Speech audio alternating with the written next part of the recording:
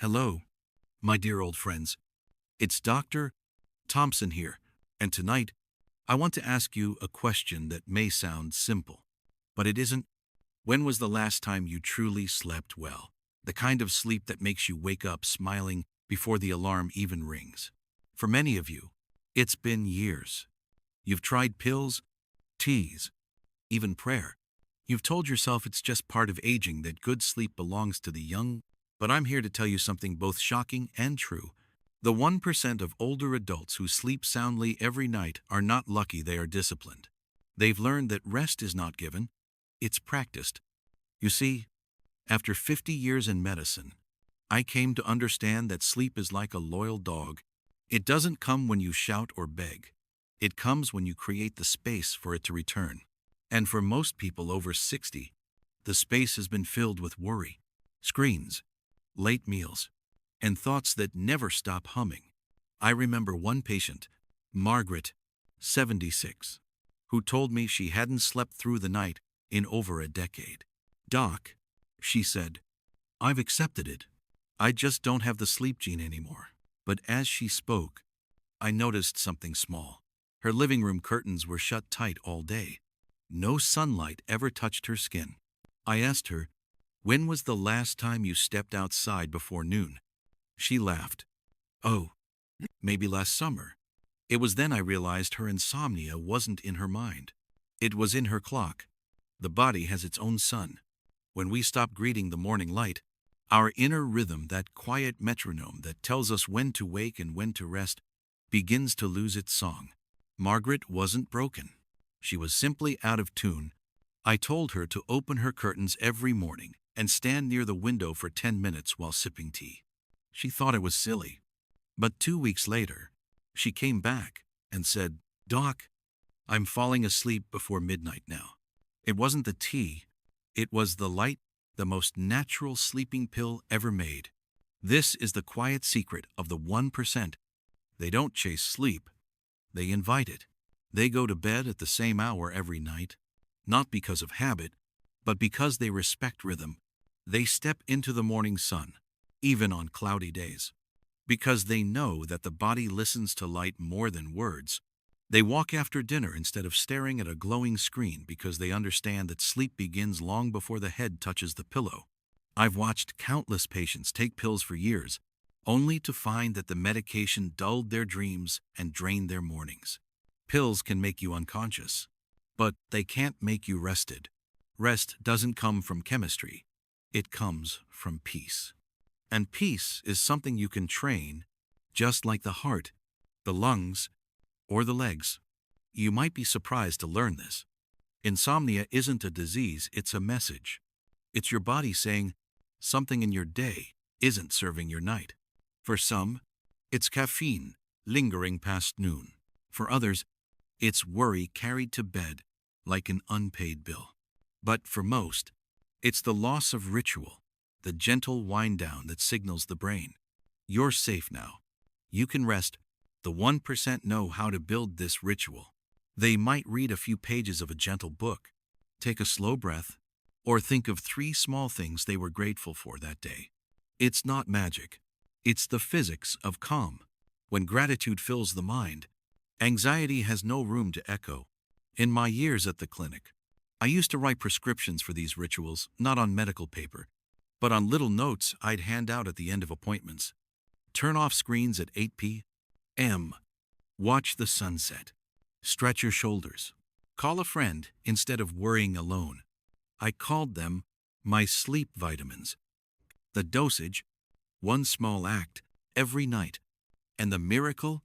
Those who practiced them slept better, not immediately, but naturally. Sleep returned, shy but loyal, like a long-lost friend coming home. So tonight, I want to tell you this truth gently but firmly. Your sleeplessness is not a curse. It's a call. It's your body asking you to return to rhythm.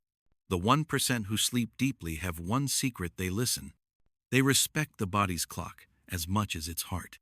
And if you're listening now, if you can feel your own heartbeat slowing just a little, you've already taken the first step back toward peace. Before we go further, remember, what I share here is for learning. Not for prescription. Always talk with your own doctor before making changes. But I promise you this. No pill will ever replace the power of a calm evening, a steady bedtime, and the warmth of the morning sun.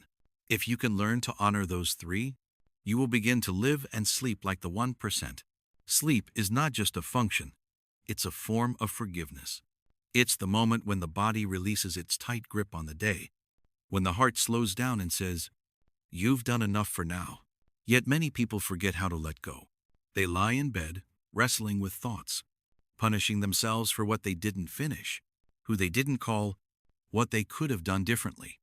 Over time, they train their minds to be soldiers, when what they really need is a shepherd. I've met so many of you who carry guilt into bed like luggage. You think rest must be earned, that only productive days deserve peaceful nights. But that's not true.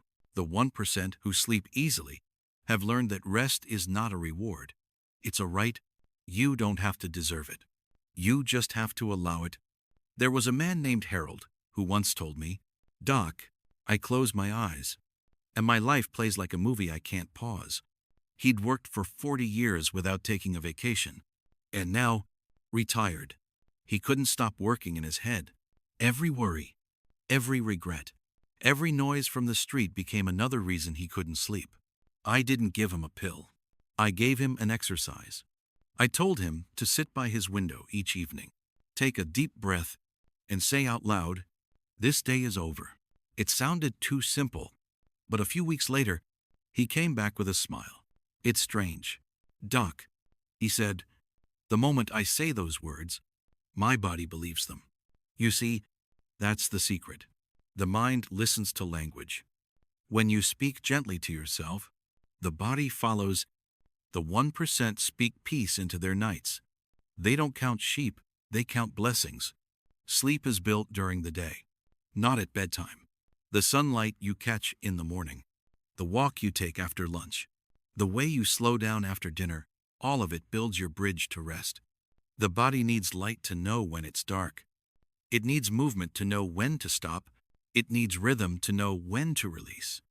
And the truth is, many of us lose that rhythm because we stop honoring the day as something sacred. I remember visiting a retirement community years ago. There was a woman there, Miss Eleanor, who always looked radiant. She was 83 and never missed a morning walk. One morning I asked her, "What's your secret to looking so rested?" She smiled and said, "I treat my day like a prayer and my night like a thank you." Those words stayed with me.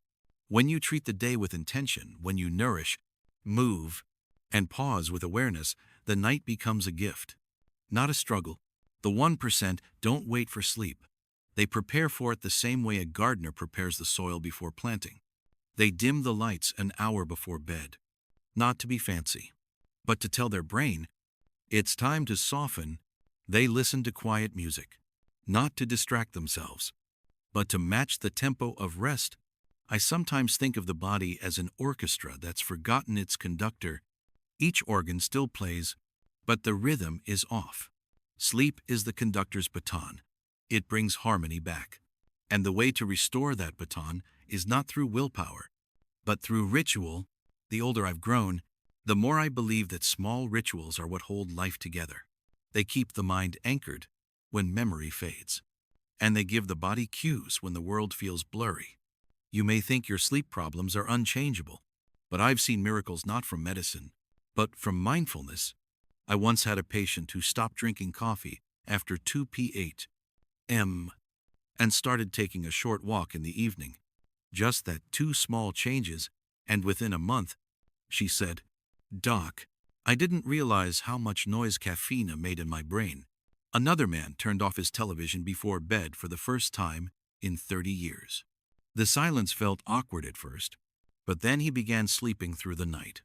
The lesson: stillness feels uncomfortable only until it feels natural again. We've grown used to stimulation, light, sound, noise, constant chatter, but the brain, especially as it ages, craves the opposite. It wants quiet, darkness, routine. The 1% respect that craving. They don't fight it with distractions, They honor it with presence. If you find yourself lying awake tonight, try this. Don't fight the wakefulness. Notice your breath instead. Feel the rise and fall. The air passing through your nose, the heartbeat slowing. Whisper to yourself, I am safe. I am allowed to rest. These are not empty words. They are instructions for peace. As we age, sleep becomes less about recovery and more about reconciliation. It's how the mind makes peace with time. It's how the body says, thank you for another day. The 1% understand that, and that's why they wake up grateful, not groggy.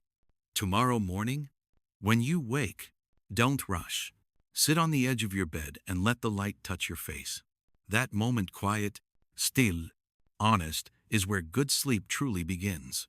It doesn't start at night. It starts at sunrise. You can live this way. You can retrain your rhythm. You can belong to the 1% who sleep not because of medicine, but because of meaning. There's something beautiful about realizing that sleep can still find you, no matter how long it's been gone. Hope, you see, doesn't arrive as a loud promise. It drifts in like the dusk quietly, faithfully, certain of its place. The older I've grown, the more I've understood that good sleep isn't a destination. It's a relationship, and like every good relationship, it needs attention, gentleness, and forgiveness. When I think of the 1% who sleep soundly, I don't imagine people untouched by worry or pain. I imagine those who've made peace with both. They've stopped chasing the perfect night and started cherishing the peaceful moment. They go to bed, not to escape the day, but to close it with grace. They know that the world will spin without them for a few hours.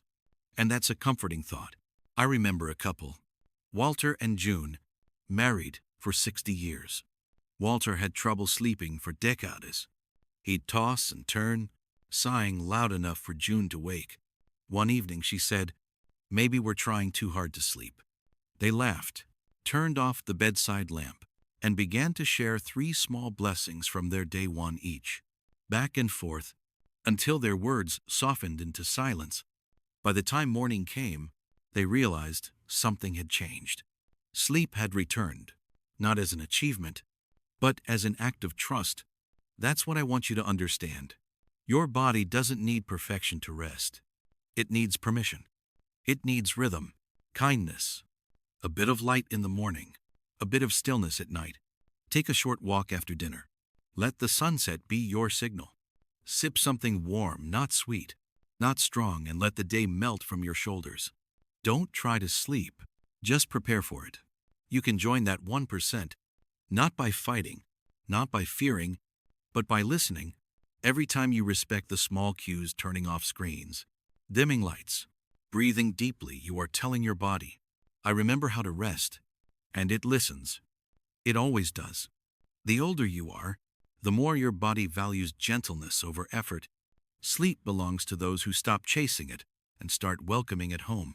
Maybe tonight, before you lie down, you'll step outside for a moment. The air will be cooler. The sky, a quiet blue. You'll feel the day exhale. Take that same breath. Let it settle inside you. Remind yourself, you are safe. You are alive. And this day has earned its rest. Even in my own life, I still practice these things. I keep a small lamp beside my chair, soft light only, and I write down one thing that went right today. It might be as simple as the soup was warm or the birds came early. Then I close the notebook, turn off the lamp, and whisper to myself, that's enough for today. It always is. Sleep is not a skill you lose. It's a friend waiting for you to stop shouting so it can speak again. The 1% aren't born different, they've just remembered how to listen. And if you listen tonight, maybe you'll hear it too. The soft hum of peace returning, one heartbeat at a time. Here's what I hope you take with you tonight. Sleep is not a battle. It's a reunion. The 1% who rest deeply each night have learned to honor rhythm, waking with the sun, walking in the evening, dimming lights, and letting the mind soften before bed. They trust the body's wisdom, nourish it with water, kindness, and gratitude, and forgive it for every restless night. You can do the same. Begin with something small. Open your curtains in the morning. Take a few slow breaths before sleep. Or write down 3 small blessings from your day. These are not tricks. They're invitations for peace. This is Dr. Thompson, thanking you for sharing these moments with me. May your nights grow quiet, your mornings bright, and your days full of gentle rhythm. Take care of yourself, not perfectly, but patiently, because the body listens to kindness, and when it does, sleep always comes home.